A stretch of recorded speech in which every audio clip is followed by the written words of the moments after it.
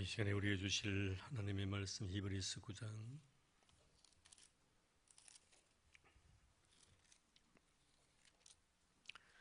23절에서 28절까지의 말씀입니다.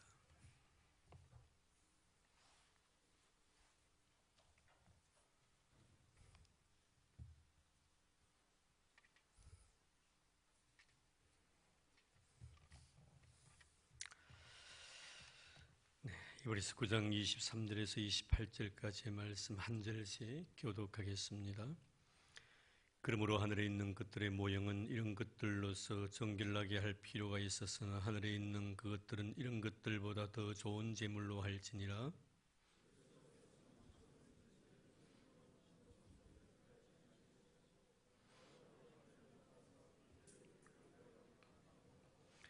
대제사장이 해마다 다른 것에 비로소 성소에 들어가는 것같이 자주 자기를 드리려고 아니하실지니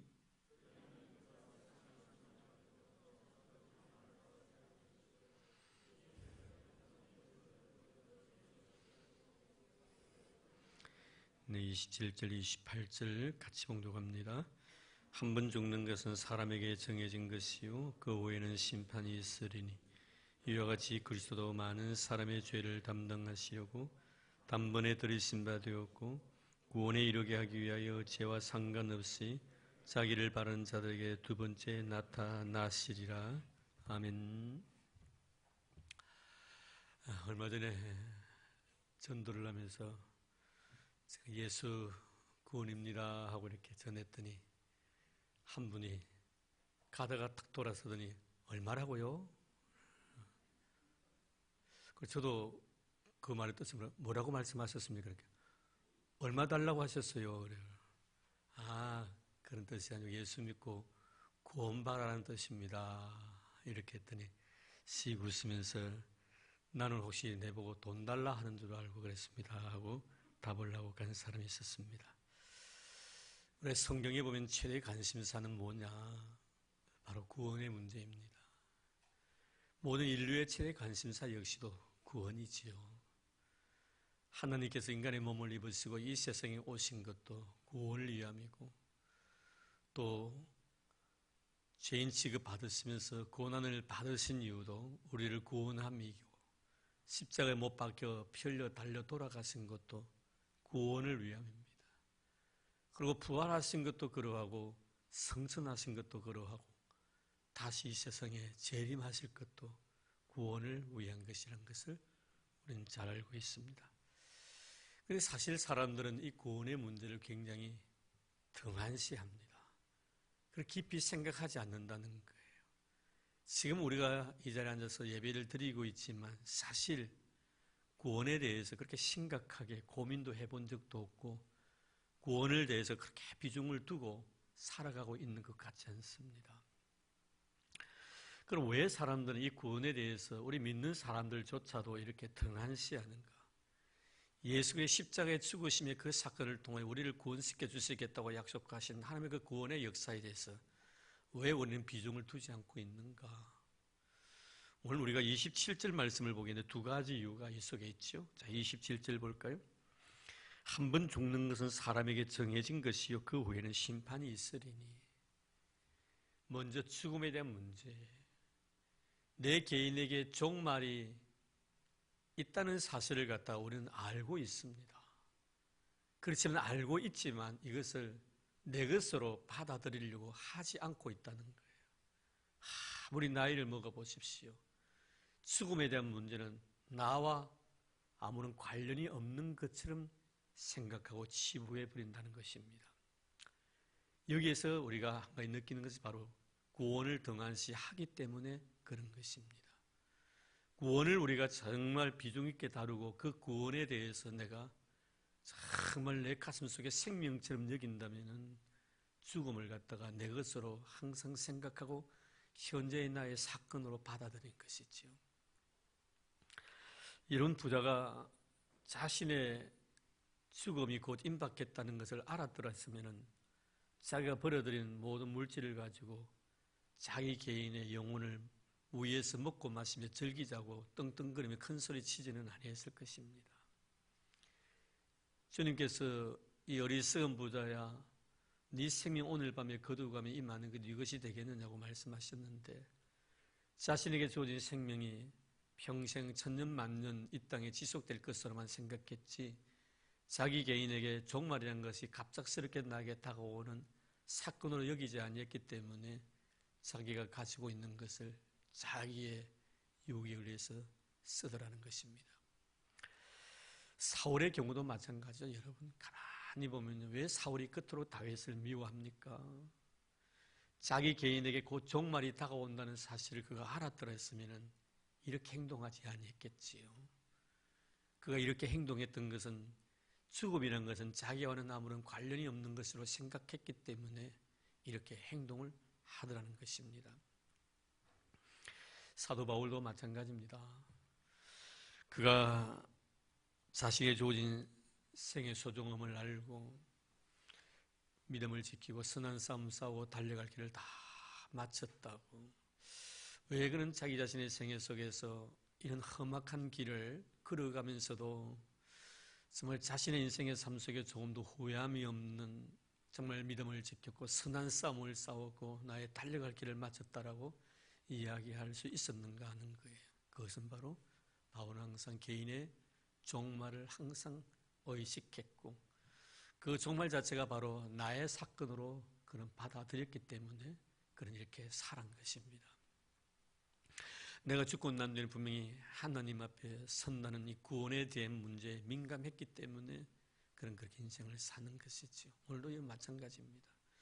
너와 나의 관계 속에서도 계속해서 네가 그렇게 싫은 것도 미운 것도 또 너에 대해서 그렇게 내 마음속에 감정이 누구로 떨어지지 않는 것도 가만히 근본으로 따져 들어가 보면요, 죽음에 대해서 내가 등한시하기 때문에 그럼 잊지 마십시오. 이 이후에 내 생명을 하나님께서 거두고 가시면 이것이 되겠느냐, 이런 그렇습니다. 우리가 죽음을 너무 등한시 여기기 때문에 구원을 등한시 여긴다는 것을 말씀해 줍니다. 그럼 또 하나의 이유가 뭡니까? 그러면 심판에 대한 문제가 나옵니다. 심판에 대한 문제. 자, 그래서 여기 보면은 27절 보면 한 번 죽는 사람이 정하신 것이요, 그 후에는 심판이 있으리라 이렇게 말씀을 하고 있는 것입니다. 분명히 죽고 난 뒤에 심판이 있음에도 불구하고 이 심판을 갖다가 등한시하기 때문에 구원을 등한시한다는 것입니다. 앞에서 말씀드렸듯이 만약에 죽음 그 이후에 지옥이 있고 천당이 있으면 우리의 그 행위대로 분명히 우리가 하나님 앞에서 보응을 받을 터인데, 내가 정말 죽고 난 뒤에 하나님 앞에 선다는 이 귀한 사실을 내가 인지한다면은 이런 어떻습니까? 너가 참 사랑스러울 수밖에 없겠지요. 그렇죠? 너에 대한 원망이 있을 수가 없겠지요. 너에 대한 원망이 있고 네가 사랑스럽지 않는다는 것은 내가 하나님 앞에 섰을 때 하나님이 나를 평가하신다는 이 귀한 사실을 우리가 모르고 있기 때문에 그런 것입니다. 이것을 알고 있다면 너에 대해서 내가 얼마나 조심 있게 행동하겠습니까? 말 한마디라도 사랑스러운 말을 던질 수밖에 없는 것이지요. 오늘 아침에 제가 기억이 안 납니다만 우리 성도님 중에서 아침에 제가 어린애들 오는 저는 모습을 보면서 한 성도님이 교회 문을 열고 들어오게 참 멋있습니다 라고 제가 인사를 해드린 적이 있었습니다. 그 말 한마디였는데 아마 그분은 어떻게 받아들이시는지 모르지만 솔직한 제 마음 참 멋이 있었습니다. 참 좋게 보이더라고요. 성전에 들어오는 성도의 모습이 너무나 아름답더라고요. 여러분, 우리가 늘 개인적인 내 정말 그 이후에 하나님 앞에 내가 섰을 때 내 행위대로 다 보응을 받고 심판을 받는다는 사실을 내가 알 때는 내가 행동하는 하나하나가, 내가 말하는 말 한마디 한마디가 얼마나 조심성 있게 행동하고 말하겠냐, 이 말씀입니다. 여러분, 그래서 사도 바울도 항상 주의 일에 더 힘쓰는 자들이 되라고 말씀하시면서 너희 수고가 헛되지 않은 줄 알미니라. 우리의 수고가 헛되지 않은 줄 알미라 말씀은 수고했지만 그 수고 자체가 헛된 수고도 있더라는 것이에요. 헛된 수고도 있더라는 것입니다. 우리 예수님 말씀하셨죠. 마태복음 7장에 헛된 수고에 대해서 수고 많이 했습니다. 나름대로 주의 이름으로 선자 노릇도 했고 주의 이름으로 능력도 했고 주의 이름으로 귀신을 쫓아내었으면 참 수고 많이 했습니다. 그러나 그 모든 수고가 주님 앞에 섰을 때 다 헛된 수고에 불과하더라 이 말씀입니다. 왜 사도 바울은 자기 자신이 날마다 십자가에 자신을 처복종시키고 나는 날마다 죽노라고 고백한 것에 대해서 제가 여러분들에게 충분히 말씀을 드린 적이 있습니다. 참 평생 우리의 가슴 속에 새겨들어야 될 그런 말씀이고 이 말씀만은 우리의 신비에서 지워져서는 안 됩니다. 물론 성경 66권 전체 말씀이 우리의 마음에 정말 빛스게 새겨져야 되겠지만 특별히 여러분 사도 바울이 다른 사람에게 내가 복음을 전한 후에 내가 하나님 앞에 섰을 때 내가 하나님께로부터 버림을 당할까 봐 나를 날마다 처복종시킨다는 이 말씀은 평생 동안 내 가슴속에 우리의 신앙 고백이 되어야 되고 잊어서는 아니 될 귀한 영적 교훈인 것입니다. 이런 바울이 왜 선한 싸움을 싸웠습니까? 왜 달려갈 길을 다 마치면서 수고합니까? 이런 사도 바울의 삶의 모습 보면 그 믿음 지키기 위해서 몸부림쳤던 순간순간들을 보게 됩니다. 믿음이 무엇인가? 믿음은 하나님께 나에게 주신 귀한 은혜의 선물인데 이 선물 하나님의 은혜를 은혜되게 하기 위해서는 하나님의 은혜 앞에 내가 먼저 앞서서는 안 되겠다는 거예요. 참 여러분 이런 것들이 우리의 신앙생활 속에 너무나 많이 나타난다. 이 모든 것은 만약에 우리가 하나님의 은혜보다 내가 먼저 앞서고 하나님의 십자가보다 내가 먼저 앞장서서 걸어갔다면 그 모든 수고로움들이 여러분의 눈물과 땀방울들이 하나님 앞에 다 헛된 것이라는 것을 바울은 알고 있었기 때문에 그런 것입니다. 그래서 그는 늘 기도하잖아요. 하나님이 나에게 주셨던 그 아는 은사들 정말 이 은사가 정말 하나님의 거룩한 영광을 가리우지 않기를 바랍니다. 십자가를 가리지 않기를 바랍니다. 하나님 나에게 있어서 놀란 능력 자체, 말씀의 권세 자체가 십자가를 가리지 않기를 바랍니다. 나는 죽어줄지라도 예수의 십자가의 보혈의 은총이 찬양되어지고 십자가가 높이 들려지고 내가 자랑할 것이 있다면 예수의 십자가밖에 없다고 고백했던 사도 바울의 그 고백처럼 나는 만신창이가 되어져도 주님이 영광을 받을 수만 있다면 나는 그 길을 걷겠다는 이게 뭡니까 여러분? 믿음 지킨 것을 말하는 것. 선으로 악을 이겨나가는 것을 말하는 것입니다. 여러분 우리가 수고하지만 그 수고 자체가 헛된 수고들이 너무 많다는 것을 사도 바울은 분명히 밝히고 있습니다. 너희들이 수고가 헛되지 않은 줄 압니다. 그렇다면 수고가 분명히 헛된 수고가 있기 때문에 우리 성도 여러분 주를 위해서 많이 애쓰시기를 바랍니다. 눈물도 뿌리고 땀도 흘리고 피까지 쏟아부으라면 쏟아부으십시오. 그러나 여러분의 모든 수고로움이 하나님 앞에 섰을 때 헛된 것이 되지 않기를 바랍니다. 우리가 왜 구원을 등한시 여기 있는가? 심판을 갖다가 내가 의식하지 않기 때문에 하나님 앞에 섰을 때 내가 뿌린 대로 거둔다는 이 귀한 지대를 갖다가 내가 소홀히 여기기 때문에 우리가 이 시간에 주님 앞에 나와서 예배합니다. 저는 그렇게 생각해요. 저는 그렇게 믿고 있고요. 우리가 하나님 앞에 나와서 예배하는 시간들도 하나님 다 계산하고 계신다는 사실을 말입니다. 여러분이 드린 헌금 액수까지도 주님께 다 지켜보고 계신다는 거 여러분 아십니까? 과부의 2랩돈입니다. 얼마를 헌금하는 것까지도 주님께서 다 체크하고 계신다는 것을 우리는 잊어버려서는 안 됩니다. 그러므로 여러분들이 교회에 와서 주의 은혜에 감격하여 예배드리는 이 시간 여러분이 드리는 아름다운 물질들 하나 헛되지 않기를 바랍니다. 정말 하나님 앞에 섰을 때 그 모든 것들이 상급으로 나타나는 그런 은혜가 있기를 바랍니다. 그래서 우리는 항상 이렇게 내가 하나님 앞에 섰을 때 심판받는다는 것, 선과 악에 대해서 선을 행한 자는 생명의 부활로 악을 행한 자는 심판의 부활로 나온다는 이 귀한 사실을 내가 안다면 우리는 절대로 구원을 등한시할 수가 없는 것입니다. 구원이라는 것이 얼마나 나에게 소중한가. 그래서 성령 우리에게 말씀하죠. 두렵고 떨리는 마음으로 너희 구원을 이루어가라. 신앙생활 함부로 하면 안 된다는 거죠. 여러분 잊지 마십시다. 두렵고 떨리는 마음으로 우리는 우리에게 주어진 이 아름다운 구원을 이루어가는 것입니다. 자, 그러면은 예수 그리스도의 십자가의 은혜로 인해 오늘 본 말씀에 보면 26절, 28절, 26절 먼저 볼까요? 그리하면 그가 세상을 창조한 때부터 자주 고난을 받았어야 할 것이로되 이제 자기를 단번에 제물로 드려 죄를 없이 하시려고 세상 끝에 나타나셨느니라. 28절 이와 같이 그리스도도 많은 사람의 죄를 담당하시려고 단번에 드림바 되셨고 구원에 이르게 하기 위하여 죄와 상관없이 자기를 바라는 자들에게 두 번째 나타나시리라.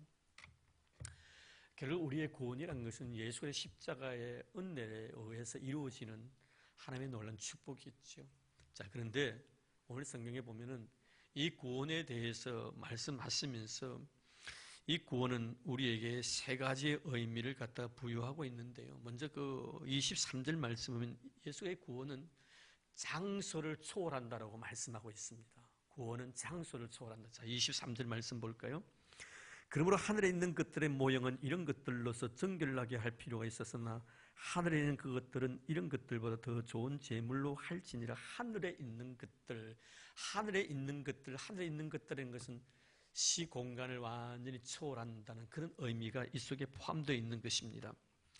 여러분, 과거에 우리가 구약적인 배경에서 가만히 보면요, 하나님 앞에 예배드릴 장소가 이미 준비되어 있었습니다.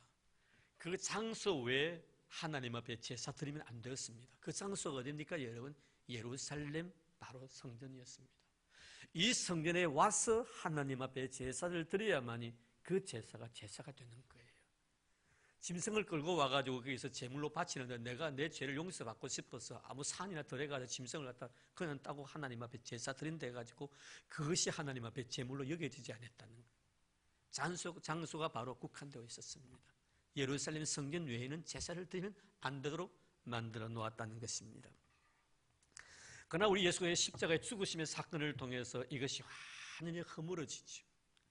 하나님 앞에 제사 드리는 이 구원에 대한, 제사라는 구원과 관련되어 있지 않습니까? 이 구원에 대한 것은 내 죄의 용서함을 받는 그것은 장소를 완전히 초월해버립니다. 여러분 잘 아는 요한복음 4장에 보면 예수님과 사마리아 여인과의 대화가 나옵니다. 이때 사마리아 여인이 예수께 이런 질문을 합니다. 우리는 이 산에서 예배를 드리고 당신들은, 유대인을 말하는 겁니다, 당신들은 예루살렘에서 예배를 드립니다. 어디에서 예배를 드리는 것이 합당합니까? 라고 묻습니다. 이때 주님께서 하시는 말씀이 뭡니까? 이 산에도 말고 예루살렘에도 말고 하나님께 예배 드리는 신령과 진정으로 예배할 때가 오나니 곧 이때라고 말씀합니다. 이 산이 뭡니까, 여러분? 그리심 산을 말하는 겁니다. 바로 사마리아에 있던 그 산을 말합니다. 예루살렘 산도 아니다. 하나님 앞에 이제 예배하는 것은 너희들이 지금까지 들었던 그 그리심 산에서 예배도 아니고 예루살렘에서 드리는 그 예배도 아니다. 이제 하나님 앞에 예배 드린 것은 장소를 초월한다는, 신령과 진정으로 내 마음으로 영과 진리로 하나님 앞에 예배 드리면 그 예배 속에 하나님이 역사하신다는 것을 예수님께 일깨워 주신 적이 있습니다. 이런 그만큼 예배라는 것이 우리 크리스찬에게 얼마나 중요한가. 오늘 우리 성도들의 삶 속에 이 예배에 대한 중요성을 갖다가 인식하지 못하고 너무나 우리 예배에 그저 타성에 젖어서 예배를 드리는 그런 경우들이 참 많습니다만, 사실 곰곰이 생각해 보면 이 예배가 참 우리 성도들에게 제일 중요한 요인인 것을 알 수가 있죠. 우리 크리스찬이 누굽니까? 바울은 내가 누군가에 대한 정체성에 대한 문제를 로마서 1장에서 11장까지 다룹니다. 내가 누군가예요. 우리가 누군가 하는 문제. 우리가 누굽니까? 예수 그리스도의 은혜로 인하여 구원을 받은 자들입니다. 여러분 다 믿고 있죠? 아멘입니까? 네, 예수의 은혜로 말미암아 우리는 구원을 받은 자들입니다. 그럼 예수의 은혜로 말미암아 구원을 받은 자가 크리스찬인데, 이 구원을 받았다면 우리의 인생의 삶 속에서 구원받은 자로서 제일 먼저 내가 해야 될 최우선순위가 있습니다. 그것이 뭡니까? 바로 로마서 12장 1절 말씀, 바로 우리가 예배자로 사는 것을 말하는 겁니다. 그만큼 하나님께서는 이 예배 제사를 중요시 여기고 계신다는 것을 우리가 성경을 통하여 깨닫게 된다는 것입니다. 그러므로 사랑하는 형제들아, 내가 하나님의 모든 자비하심으로 너희를 권하노니 너희 몸을 하나님이 기뻐하시는 거룩한 산제사로 드리라. 이는 너희가 드릴 영적 예배니라. 여러분, 그리심 산이든지 예루살렘이든지 예루살렘 성전이든지 시온 산이든지 그 장소 자체가 중요하지 않다는 것을 이미 예수님께서 선포하셨죠. 지금 곧 여러분 이미 지났습니다만 이슬람 교도들은 장소를 굉장히 소중히 여기죠. 바로 여러분 잘 아시는 사우디아라비아에 있는 메카 성지로 정해놓고요, 라마단 지역 때는 그 기간 동안에는 모든 사람 금식을 합니다. 해가 뜨고 난 뒤부터 해질 때까지 금식을 하고 해지고 난 뒤에는 먹고 싶은 대로 멋대로 그냥 집어넣습니다. 한 달 동안, 그 절기가 한 달 동안입니다. 이들이 얼마나 그 성질을 소중히 여깁니까, 여러분. 그래서 그 라마단 기간 동안에서는요, 이 구멍이 있잖아요. 입, 그리고 콧물도 코가 흐르면요, 하고 빨아먹으면 안 됩니다. 입에 가래가 나오잖아요. 그 가래를 집어넣으면 안 됩니다. 그래서 그 사람들은 빈병을 들고 다니죠. 콧물이 나오면 코를 풀고 그 병 속에 집어넣습니다. 입안에 넣으면 안 됩니다. 또 입에 가래가 나오더라도 그 가래 침을 갖다가 입으로 삼키면 안 됩니다. 구멍 속에 그 이물질이 들어가면 안 된다고 생각하고 그 한 달 동안 그러면서 그 메카에 모여가지고요 거짓거리를 하는 거예요. 때는 엄청난 사람들이 모여서 자기들 나름대로 뭐 제사 지낸다고 제사 지낸다고 사람들이 깔려 죽은 그런 사건들도 많이 있지 않습니까, 여러분? 오늘 우리의 의식 속에서 예수 믿는 사람의 의식 속에서 이런 것에 지배를 받고 살아가는 사람들이 간혹 있습니다. 뭐 어느 기도원에 가면 나는 우리 성도들이 제발 그런 말 하지 않기를 바랍니다. 영빨이니 뭐는 빨이란 말. 여러분 왜 그런 용어를 씁니까? 뭐 영빨이 강하니, 뭐 기도빨이 강하니. 이런 삼류 세상에서나 쓰는 그런 용어들요. 나는 그거 정말 질색이에요. 왜 하나님의 은혜를 그렇게 여러분 이해를 하고 그렇게 말을 만듭니까? 영빨이 강하니, 뭐 기도빨이 강하니, 여러분 그런 말 제발 하지 마십시오. 참 보면 추해 보입니다. 영적으로 추해 보인다 이 말이에요. 이런 어떤 사람들은 어느 기도에 가면 기도 응답이 잘 된다나? 그래서 그 산에 가가지고 그 기도원에 가야만이 기도 응답을 쉽게 받는다라고요. 여러분 제발 그런데 여러분 좀 유혹받지 마십시오. 왜 그런 신앙으로 자꾸 변질되어 갑니까? 이런 가정에서 기도하면 여러분 기도가 하나님 앞에 상달 안 됩니까? 여러분 일터에서 기도하면 거기 하나님 안 계십니까? 꼭 기도원에 가야만이 거기 하나님 계시고 거기 가야만이 하나님 들어주십니까? 어느 누구에게만 기도를 받아야만이 그 효험이 있습니까? 여러분 기도에 효험이 없습니까? 여러분들에게는 여러분 잊지 마십시다. 여러분 오늘 주님께 우리에게 말씀하신 것 보십시오. 예루살렘도 아니고 그리심산도 아닙니다. 신령과 진정으로 하나님 예배하는 자를 찾으신다고 말씀합니다. 지금은 소식이 좀 도달됐지만 저보다 나이가 한 2살 위에 선배이시기도 하고요. 그 당시에는 교회 집사님이셨는데 신학을 공부한답시고 신학을 공부했다고 전도사 이렇게 사역을 한다더만 요새는 어디서 무엇을 하는고 모르겠어요. 소식도 없고요. 조금 눈에 사시기가 있는 분이세요. 황모 집사이십니다. 한때는 마산에 할렐루야 그 기도원에 가고 은혜 받는다고 막 쫓아다녀요. 그 당시 그분이 군무원이었는데 그저 시간 나면 가가지고 나중에 보니까 거기서 물이 있는데 그 생수를 사와가지고 눈에 바르면 눈이 깨끗이 나아진다나요. 그 한 병을 사와요. 돈 엄청 주고. 얼마 전에 구원파에서 그런 장난을 쳤죠, 여러분. 그 어머니가요. 그래서 마지막에 예수를 믿고 돌아간지 모르지만 돌아가셨어요. 제가 잘 아는데. 막 욕을 해요. 세상적 욕, 쌍욕 있죠. 쌍욕을 하면서. 쇠가 빠질 어쩌면서 이러면서. 아이, 그놈이 기도원인가 은혜 받는 가더니 병에 물을 사오더니 아침마다 정성을 들여 기도하고 눈에 물을 바르고 이러는데 나 그거 두 눈 뜨고 못 보겠다고. 제가 그 이야기를 들었어요. 그래서 제가 참 마음이 답답해 죽겠어요. 그런 믿음만 있으면요, 집에 있는 수돗물요 발라도 나아요. 꼭 거기서 나오는 물을 여러분 눈에 발라야 낫습니까, 여러분? 지금은요, 눈이 2.0, 3.0 돼가지고 천리를 보는 천리안이 되었다고 생각되어집니까? 대낮 그대로 있어요, 여러분. 여러분, 우리의 신앙이 나는 변질되지 않기를 바랍니다. 왜 어느 한 특정한 장소를 갖다가 이렇게 무상화시키고 그것에 모든 신비한 능력과 효능이 나타나는 것을 생각한다 이 말이에요. 이 산에도 말고 저 예루살렘에도 말고 하나님께 예배하는 사람은 신령과 진정으로 예배할 때가 오나니 곧 이때라. 구원의 역사는 어느 특별한 장소에서 이루어지는 것이 아닙니다. 구원은 분명히 오늘 말씀처럼 정말 하나님께서 그 장소를 초월하시고 어느 곳에서나 예수의 십자가의 보혈의 능력은 효능을 발휘하는 줄 믿습니다. 기도원에만 효능 발휘하는 거 아닙니다. 교회만 효능 반응하는 거 아닙니다. 이런 가정 속에서도 십자가의 효능이 있습니다. 잊지 마시기를 바랍니다.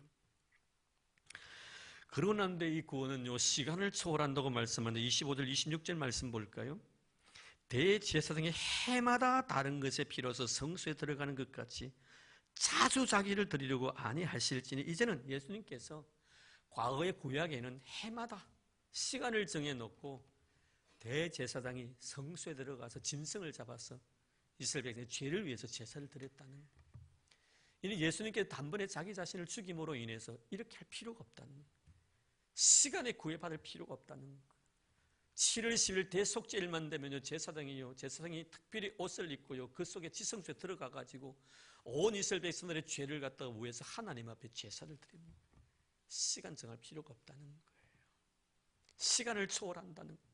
예수의 보혈의 피의 은혜는요, 시공간을 다 초월한다라고 말씀해 주고 있습니다. 여러분, 혹시나 과거에 내가 지난 과거에 지은 큰 죄가 있습니까? 아직도 하나님 앞에 고백하지 못했던 죄가 있습니까? 그 죄 지금 가지고 오십시오. 그리고 예수님께 여러분 고백하십시오. 그 과거의 사건이 바로 현재적인 사건이 된다 이 말이에요. 할렐루야. 여러분, 구원의 역사는 현재적인 사건이에요. 과거의 모든 것도 현재의 모든 것으로 다 해결될 수가 있다는 거예요. 시간을 초월하는 것을 말하는 것입니다. 여러분, 예수 그리스도의 은혜와 사랑이 얼마나 큽니까? 조금 전에 말씀을 드렸습니다만 요한복음 4장에 있는 사마리아 여인과의 대화를 또 다시 한번 조명해 볼까요? 여기 보면요, 우리 예수님께서 그 사마리아 여인을 만나고 난 뒤에 주님이 하신 말씀 뭡니까? 내 남편을 불러오라고 합니다. 내 남편. 그리고 여자가 뭐라고 말합니까?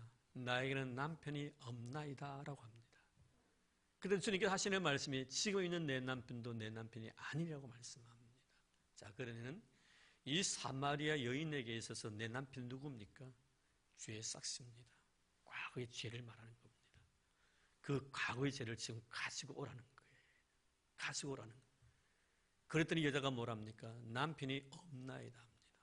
예수를 만나고 나면요, 죄의 문제가 해결되는, 현재의 네 남편도 네 남편이 아니니라.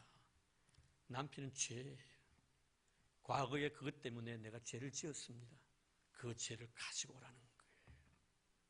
남편이 없다는 거예요. 그렇다. 예수 그리스도 안에 있는 사람은 결단코 정잠이 없나니 죄와 사망의 법에서 너를 해방시켜 줬다. 무엇이? 성령의 법이에요. 과거에 네 죄를 끄집어 오느라, 가지고 오느라. 주님 없습니다. 아멘. 지금 있는 네 남편도 네 남편이 아니니라. 참, 여러분, 얼마나 놀라운 신비로운 비밀스러움입니까? 내가 과거에 그 문제 때문에 얼마나 힘이 들고 어려웠는데 주님께서 아니다라고 말합니다. 예수 그리스도 안에 있는 결코 정잠이 없다라고 선언하는 그런 모습을 여기서 보게 됩니다. 예수의 십자가의 보혈의 은총은요, 시간을 초월한다는 거예요. 아무리 과거에 그것 때문에 괴로웠고 힘들었고 아팠지만 그 아픔을 지금 주님 앞에 가지고 오면 그 문제를 십자가의 능력으로 다 해결해 주신다는 거예요. 사는 성도 여러분, 이런 은혜가 있기 때문에 우리가 지금 이렇게 하나님의 은혜 속에 살아가고 있는 줄로 믿습니다. 그래서 사도 바울은 고린도후서 5장 17절 말씀에 그런즉 누구니 그리스도 안에 있으면 새로운 피조물이라 이전 것은 지나갔으니 보라 새 것이 되었다라고 이렇게 말씀하고 있는 것입니다. 그리고 마지막으로 우리 한 가지 더 생각해 볼 수 있는 것은 이 구원이라는 것은 심판을 초월한다는 것을 오늘 9장 27절 말씀에 그대로 말씀하고 있습니다. 사람이 한 번 죽는 것은 정한이 있고 죽고 난 뒤에 심판이 있다고 말씀하지만 이런 믿는 사람에게 있어서는 이 심판을 우리가 초월하는 거예요. 여러분 그렇지 않습니까? 여러분 예수 그리스도의 은혜가 내 마음속에 있는 사람은 지옥 갈 염려를 할 필요가 없다는 거죠. 심판을 초월해버린다는 것입니다. 하나님의 은혜의 능력, 예수의 보혈의 피가 그만큼 강하다는 것을 우리에게 말씀해 주고 있는 것입니다. 여러분 그렇지 않습니까? 여러분 예수님이 골고다에서 십자가 지실 때 한편에 든 강도가 이렇게 말합니다. 주님 오늘 나그네 이를 때 저를 기억해 달라고 합니다. 이러면 심판을 초월해버리는 거예요. 그 순간 심판받지 아니고 네가 오늘 나와 함께 낙원에 있으리라. 바로 하나님께서 은혜 베푸셔서 그를 천국 백성 삼아주시는 그런 모습을 예수의 십자가의 은혜를 통해서 그로 하여금 경험하게 만든 사건입니다. 여러분 그렇지요. 사울은 끊임없이 다윗을 괴롭힙니다. 그런데 여러분 사울의 손에 다윗의 생명을 하나님께서 맡기지 않습니다. 나중에 아비가일이요 다윗을 만나죠.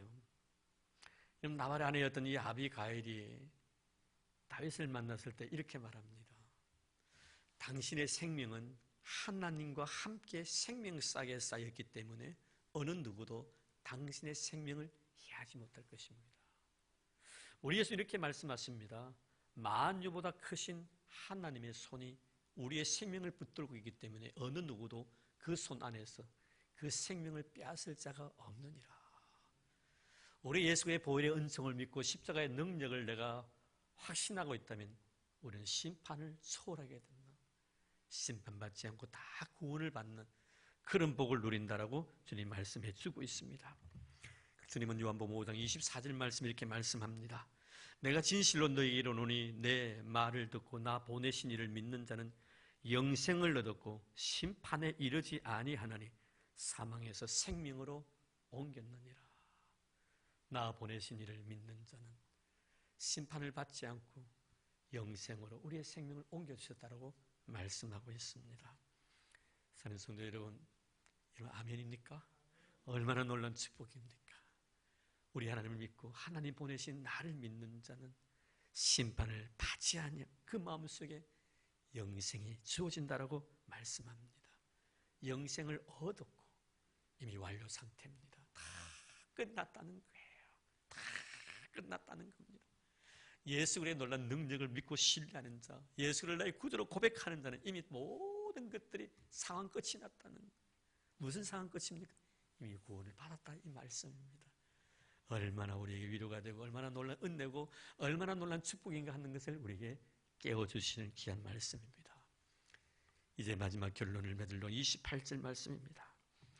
이와 같이 그리스도도 많은 사람의 죄를 담당하시려고 단번에 들이신 바 되셨고 구원에 이르게 하기 위하여 죄와 상관없이 자기를 바라는 자들에게 두 번째 나타나시리라. 첫 번째 초림의 사건, 그리고 두 번째는 재림의 사건을 합니다. 두 번째 나타나시라는 말씀 바로 재림을 두고 하는 말씀이에요. 초림의 의미와 재림의 의미는 분명히 다릅니다. 초림의 목적과 재림의 목적은 분명히 다릅니다. 초림은 뭡니까? 예수 그리스도께서 이 죄 많은 인류를 갖다 구원해 주시기 위하여 십자가를 지시기 위해서 이 세상에 오신 겁니다. 우리의 구원의 목적이 있습니다. 재림은 뭡니까? 심판의 목적이 있다는 거예요. 심판의 목적이 있다는 것입니다. 이제 주님이 두 번째 나타나시리라 재림을 의미합니다. 이제 재림하시고 나신 뒤에는 기회가 주어지지 아니한다는 거예요. 더 이상 우리에게는 기회가 주어지지 않는다는 거예요. 이 말씀 무슨 의미죠? 영적인 의미에서 우리의 마음속에 다스을 새겨본다면 이제 이때가 우리에게 회개할 기회구나. 회개할 기회구나. 이때를 놓친다면 이제는 회개할 수 있는 기회를 내가 얻지 못한다는 거예요. 우리 크리스찬들에게 가장 불행한 것이 뭡니까? 또 가장 축복이 뭡니까? 가장 큰 축복이라면 내가 지은 죄를 하나님 앞에 가지고 나가서 회개할 수 있는 은혜예요. 누구든지 다 죄인이기 때문에 회개할 수 있는 은혜. 그래서 우리는 하나님 앞에 늘 기도하십시오. 하나님, 내가 이 세상을 떠나는 그 순간까지라도 회개할 수 있는 은혜를 나에게 주십시오. 여러분, 내가 회개하지 못하고 하나님 앞에 선다면 얼마나 부끄러운 구원을 받겠나 이 말이에요. 내가 구원을 받는다 할 때 불가운데 얻는 부끄러운 구원을 받을 수밖에 없는. 그러나 여러분, 우리가 회개를 할 수 있는 은혜를 내가 입지 못한다면 그는 저주받은 인생이란 말이에요. 저주받은 인생이란 말이에요. 여러분, 히브리서에 우리가 앞으로 배우겠습니다만 정말 여러분 잘 아시는 누굽니까? 야곱의 형 에스 같은 경우, 저는 에스하고 아벨하고 참 혼돈이 생겨가지고 에스 같은 경우를 보십시오. 그 에스를 보면요, 하나님께 그에게 회개할 기회를 주지 아니하셨다. 회개할 기회 이미 끝났다는. 이런 두 번 나타나시고 나신 뒤에는 이제는 모든 상황이 끝이 되는 겁니다. 그때는 우리가 우리 자신을 회개할 수 있는 기회를 얻지 못하는, 그런 오늘 이 말씀을 통해서 주님께 두 번 나타나신다는 것은 앞으로 두 번 나타나시라 하신 말씀은 곧 재림하신다는 말씀이죠. 예수의 재림이 있었네. 우리가 하나님 앞에 마지막 회개할 수 있는 기회를 얻고 하나님 앞에 설 때 아무런 점도 없이 염도 없이 책망받을 것도 없는 그런 깨끗한 영혼으로 설 수 있는 저와 여러분들이 되기를 바랍니다. 예수 그리스도만이 우리의 구원이십니다. 그분의 보혈의 피만이 우리의 삶을 영생으로 인도해 주실 것입니다. 예수의 구원은 장소를 초월합니다. 시간을 초월합니다. 그리고 심판을 초월합니다. 이미 우리는 영생을 얻었기 때문입니다. 이 놀라운 구원에 대한 감격과 기쁨들이 여러분의 삶 속에 충만하기를 주의 이름으로 축원합니다. 하나님 감사합니다. 오늘도 말씀을 통해서 예수 그리스도의 보혈의 피를 다시 한번 만져보고 싶습니다. 그리고 그 피에 흠뻑 내 영혼을 적시고 싶습니다. 나 하나 구원시켜 주시기 위하여 인간의 몸을 입으시고 이 세상에 오셨고 나 하나님 백성 삼으시기 위하여 고난받으시고 나에게 영생의 아름다운 생명의 선물을 주시기 위하여 십자가 위에서 피와 물 한 방울도 남김을 다 쏟아부으신 주님, 그 주님을 사랑합니다. 그 주님을 마음껏 목놓아 찬송하고 싶습니다. 감사합니다. 주님 고맙습니다. 이제 우리는 주님의 은혜로 인하여 구원을 받은 저희를 구원에 대한 감격과 기쁨으로 살아가게 하옵소서. 결코 이 구원을 등한시 여기지 않는 저희들 되기를 원합니다. 언젠가는 우리에게 내 개인의 종말이 곧 도래될 터인데 내가 이 땅에 영원히 사는 것처럼 살아가지 않게 하여 주옵소서. 그리고 그분 앞에 섰을 때는 분명히 심판이 있다고 했습니다. 선을 행한 자는 생명의 부활로 악을 행한 자는 심판의 부활로 나오리라 하신 주의 귀한 말씀처럼 주님 우리에게 아름다운 모습으로 내 개인의 죽음 그 이후에도 하나님 앞에 아름다운 모습으로 정결한 모습으로 깨끗한 모습으로 서고 싶어 오늘도 저희들 이 자리에 왔사오니 성령님이 은혜를 베푸시고 만져주셔서 죄의 거룩한 백성 다음에 아름다운 삶의 모습으로 회복되어지게 하시고 주님 앞에 부끄러움 없이 설 수 있는 우리 모든 성도들이 되도록 축복해 주옵소서. 예수님 이름으로 기도드립니다. 아멘.